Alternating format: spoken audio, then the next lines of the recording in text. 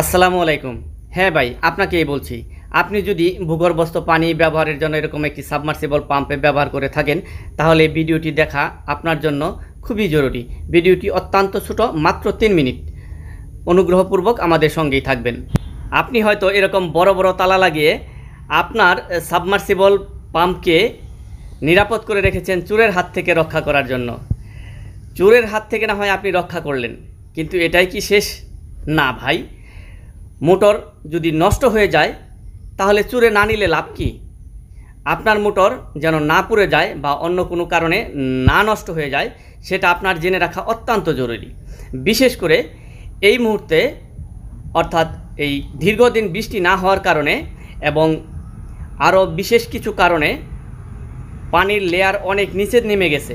এই যে পানির লেয়ার অনেক নিচে চলে গেছে, সেই জন্য আমাদের কিছু বিষয় অত্যন্ত জরুরি হয়ে পড়েছে। সেগুলো নিয়ে আজকের আলোচনা এবং আপনার এই পানির পাম্পটাকে রক্ষা করার জন্য গুরুত্বপূর্ণ কয়েকটা দিক তুলে ধরছি আপনাদের কাছে। যেভাবে আপনি বুঝতে পারবেন আপনার পানির লেয়ার নিচে চলে গেছে। যখন পাম্পটা চালু করা হবে তখন প্রথম দিকে খুব সুন্দর পানি উঠবে, কিন্তু কিছুক্ষণের মধ্যেই পানির পরিমাণ কমে যাবে, অথবা পানি আসবে স্মুথলি আসবে না, ধাক্কা দিয়ে আসবে। একটুখানি আসবে, আবার একটু বাড়ি খাবে, আবার আসবে, এরকম।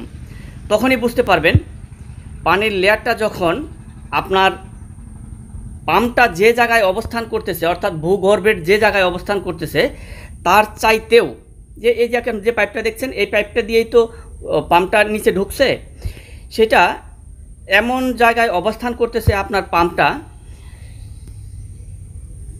পানি যখন উপরের দিকে পাঠানো শুরু করে তখন পানির যখন বেশি কমে যায় তখন ভেসে ওঠে। আপনার মোটরটা যখন ভেসে ওঠে, অর্থাৎ মোটরের চাইতে নিচে নেমে যায়, যখন পাম্পের চাইতে নিচে যখন পানির লেয়ারটা চলে যায় তখন আর পানি পাঠাতে পারে না উপরের দিকে। আর তখনই আপনি উপর থেকে, ভূপৃষ্ঠ থেকে বুঝতে পারেন যে পানির স্বল্পতা দেখা দিচ্ছে। তখনই আপনার বুঝে নিতে হবে যে আপনার পাম্পটা পানি শূন্য জায়গায় অবস্থান করতেছে। যখন পানি পূর্ণ জায়গায় থাকে তখন উপর দিকে পানি আসে, আর পানি যখন উপর দিকে পাঠাতে থাকে তখন পানি একটা সময় যখন কমে যায় তখন পানি শূন্য জায়গায় মোটরটা অবস্থান করতে থাকে। আর ওই সময় যদি মোটরটা ঘুরতেই থাকে তখন অল্প সময়ের মধ্যে ওভারহিট হয়ে মোটর পুড়ে যাবে, অর্থাৎ আপনার সাবমার্সিবল পানির পাম্পটা নষ্ট হয়ে যাবে। এই জন্য আপনার মাঝে মধ্যে চেক করে দেখতে হবে সঠিকভাবে সঠিক সময়ে পানি আসছে কিনা। আর এই জন্য আপনার এই বিষয়টা খুব জরুরি। এছাড়াও আরও ভালো ভালো কিছু গুরুত্বপূর্ণ দিক আছে, সেগুলো আপনাদেরকে আরেক ভিডিওতে জানাবো। ভিডিও লম্বা করলাম না, সাবস্ক্রাইব করে রাখবেন প্লিজ।